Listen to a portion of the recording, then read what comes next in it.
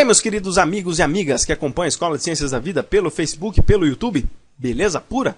Na nossa 13ª aula do curso de Bioquímica, ainda falando de carboidratos, vamos dar uma olhadinha na parte de reações e modificações que acontecem na grande maioria dos carboidratos que a gente estuda. São reações e modificações genéricas e que é importante a gente entender para dar prosseguimento aí nas nossas aulas, beleza? Então, nessa aula específica, nós vamos tratar um pouquinho do conceito de M-cetal e cetal e M-acetal e acetal, por isso que esse A aqui está entre parênteses. Eu vou explicar para vocês já já essa diferença. Vamos falar da determinação do carbono alfa ou beta do carbono anomérico e processo mutarrotacional. Eu vou explicar para vocês também o que é esse carbono anomérico. E para terminar essa aula, bem rapidamente, vamos falar um pouquinho dos carboidratos redutores. Como é que a gente identifica um carboidrato redutor, beleza?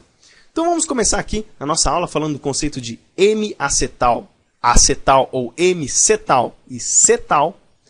Tanto os polihidroxialdeídos como as polihidroxicetonas podem ter seus grupamentos químicos reagidos com álcoois. E esses grupamentos químicos são as carbonilas, tanto dos polihidroxialdeídos como das polihidroxicetonas. E dependendo da quantidade de substituintes nesta carbonila, pode-se formar derivados M-acetais e acetais para aldeídos e M-cetais e cetais para cetonas. Vamos entender como é que esse processo se discorre com exemplos aí, começando para os aldeídos, os polihidroxialdeídos.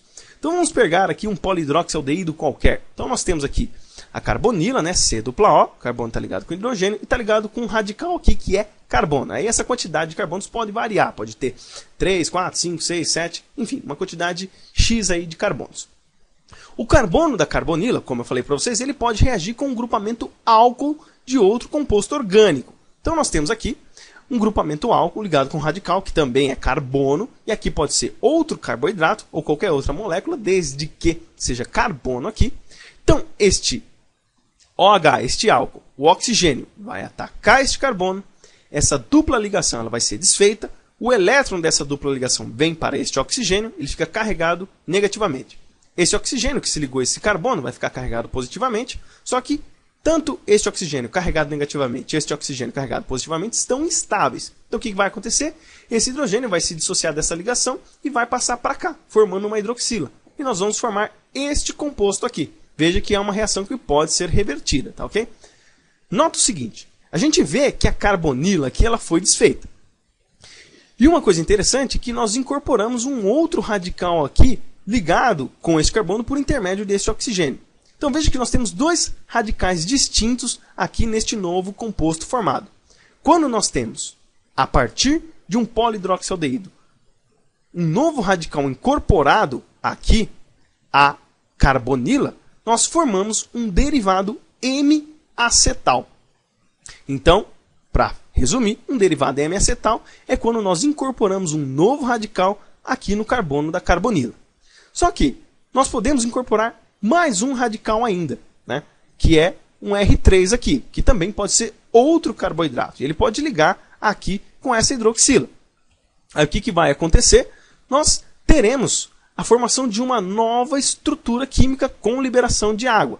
Tá, ok? Esse oxigênio vai se ligar aqui, ele vai ficar carregado positivamente, e nós vamos perder uma hidroxila. Ela vai sair da jogada. Aí o que vai acontecer? Nós vamos ter 3 radicais distintos ligados ao carbono da carbonila. Quando nós temos 3 radicais distintos ligados ao carbono da carbonila, neste caso aqui intermediado por uma ligação com oxigênio, nós temos um outro derivado, que é o derivado acetal. Simples, né? Bem prático. Então, para resumir, um derivado M-acetal é quando nós temos 2 radicais distintos ligados na carbonila, e um derivado acetal é quando nós temos 3 radicais distintos ligados na carbonila. Bom, e essa reação também, né, nós podemos perder de novo este radical aqui, o R3, para se formar de novo um derivado M-acetal. Então veja que é uma reação também reversível, beleza? Bom, e para as polihidroxicetonas? O esquema é um pouquinho diferente. Então aqui nós temos o carbono da carbonila, né, das polihidroxicetonas, os 2 radicais, que aqui nós temos carbono exclusivamente, por isso nós temos uma cetona. E aí, da mesma maneira que aconteceu com os polihidroxialdeídos, o carbono da carbonila das polihidroxicetonas pode reagir com um álcool de outro composto químico orgânico, né? Que esse radical, novamente lembrando, é um carbono. E aqui vai acontecer a mesma reação que aconteceu anteriormente. Só que nessa ocasião, nós iremos ter 3 radicais diferentes já do carbono da carbonila. Por que 3 radicais? Porque a cetona ela já vem com 2 radicais na sua estrutura original. E aí, por ter essa estrutura e ser um derivado a partir de uma cetona, nós temos um derivado chamado de hemicetal. Agora aqui nós não temos mais o A. Por que não temos o A? Porque é um derivado de uma polihidroxicetona. Beleza? E na mesma condição que aconteceu em relação aos polihidroxialdeídos, nós podemos incorporar mais um radical. E nós ficaremos nessa ocasião. Veja que para as polihidroxicetonas, num total, nós temos aqui agora 4 radicais ligados ao carbono da carbonila. Nesta condição, nós temos um derivado cetal. E veja que coisa interessante. Um derivado acetal, que acontece lá nos polihidroxialdeídos, possui apenas 3 radicais diferentes, ou 3 radicais ligados aqui com o carbono da carbonila. Já um derivado cetal possui 4 radicais diferentes, tá certo? Por isso que ele chama cetal. E da mesma forma que nós vimos lá nos polihidroxialdeídos, né? Isso também pode perder um radical e formar novamente um derivado hemicetal. Então este é o processo para a formação de derivados N-acetais e acetais para os polihidroxialdeídos e derivados hemicetais e cetais para as polihidroxicetonas.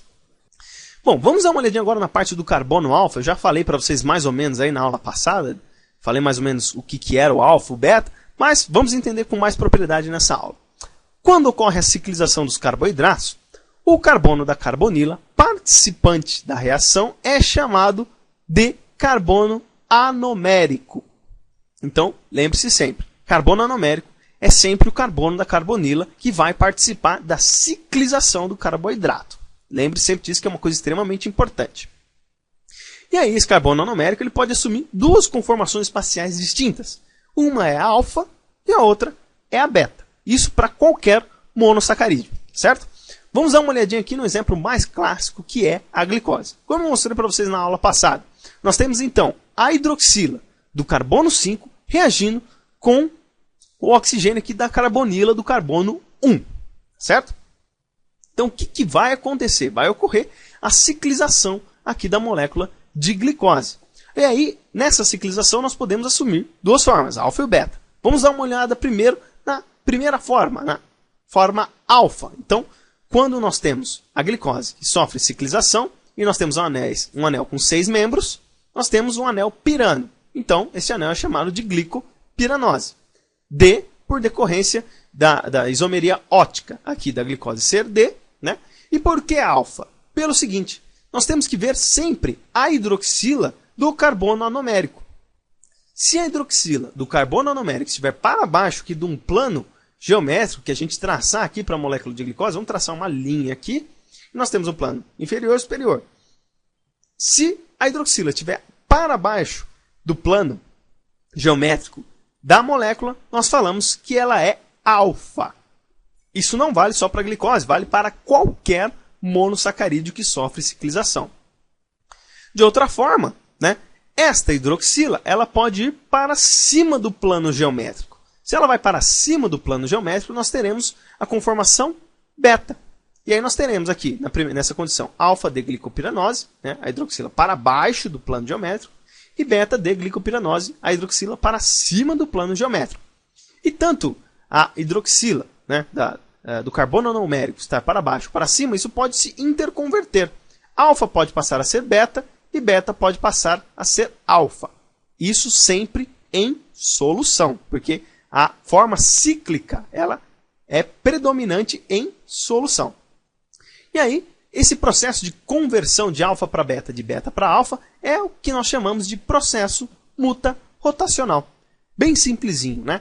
E por que é importante a gente entender essas conformações, né? Alfa e beta, né? A posição da hidroxila do carbono anomérico. Bom, se nós formos ver o amido e a celulose, esses 2 polissacarídeos são compostos de vários monômeros de glicose. A gente vai ver aí a formação de polissacarídeos quando a gente entender a parte de ligação glicosídica, mas são várias glicoses ligadas entre si.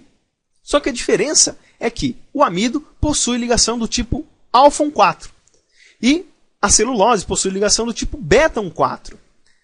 As nossas enzimas somente são capazes de degradar ligações do tipo alfa 4, né, que nós temos aí amilases, são capazes de degradar glicoses ligadas de modo que estejam ligadas do tipo alfa 4. Já a celulose não é possível ser degradada pelo nosso organismo, porque nós não temos enzimas, né, que sejam capazes de degradar polissacarídeos que estejam ligados de modo beta 4. Então por isso que é importante a gente entender essa conformação, porque isso pode alterar grandiosamente o processo biológico na qual nós estamos avaliando. Beleza pura? Bom, e para encerrar essa aula, vamos falar bem rapidinho aí da parte dos carboidratos redutores, né? Que alguns carboidratos são capazes de reduzir íons férrico ou cúprico, convertendo o grupamento da carbonila em carboxila. Então vamos dar uma olhadinha num exemplo bem rapidinho aqui. Vamos pegar a glicose, né? Nós temos aqui então a carbonilo, né? O grupamento aldeído, a carbonila aqui, a molécula de glicose. E vamos reagir a molécula de glicose com íons cúprico, né? Então, é o cobre 2+. O cobre 2+, ele é capaz de oxidar este grupamento da carbonila aqui. E a oxidação desse grupamento da carbonila se transforma em carboxila. Se nós convertermos a carbonila da D-glicose em carboxila, nós formamos um outro composto, que é o gliconato. Dá uma olhada aqui, ó. Então, nós tínhamos C-OH, ocorreu a oxidação desse grupamento e formou C-OH. Certo?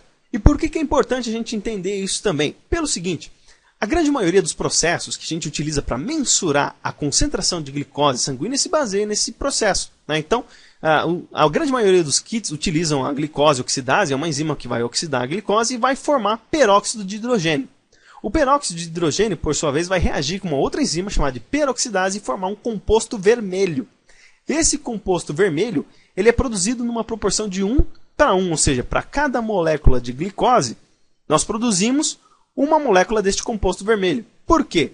Porque nós produzimos também uma única molécula de peróxido de hidrogênio. Então, para cada molécula de glicose, nós produzimos uma molécula de peróxido de hidrogênio, e para cada molécula de peróxido de hidrogênio, nós produzimos uma molécula de coloração avermelhada.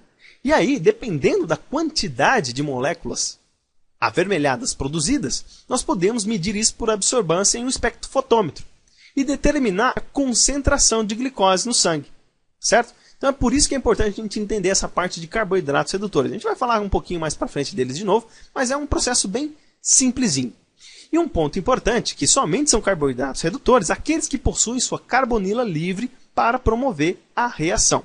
Então, veja, nós tínhamos ali um grupamento carbonila livre, só que existem carboidratos disacarídeos, né, que podem fazer com que os seus carbonos anoméricos, aonde nós temos a carbonila, ligados entre si. Ligação do tipo alfa 1, beta 1. Exemplo, o alfa 1, alfa 1. Se a carbonila tiver reagido com outros grupamentos químicos, ele perde a sua capacidade de ser um agente ou um carboidrato redutor. Então existem muitos disacarídeos que não são carboidratos redutores. Beleza? Bom, essa foi a referência aí que então eu utilizei para vocês, né? Bioquímica do Lehninger, referência clássica. Espero que vocês tenham gostado dessa aula. Se vocês gostaram, peço que deem joinha, me ajudem a compartilhar o vídeo. Quanto mais vocês fizerem isso, mais o YouTube me enxerga e mais pessoas são beneficiadas aqui com a Escola de Ciências da Vida. Se vocês quiserem participar, se inscrevam lá, página e do grupo da Escola de Ciências da Vida, se inscrevam aqui no YouTube e me adicionem também lá no meu Facebook particular. Todas as informações estão no descritivo desse vídeo, beleza? Então é isso aí, pessoal. Forte abraço a todos, fiquem com Deus e até a próxima aula.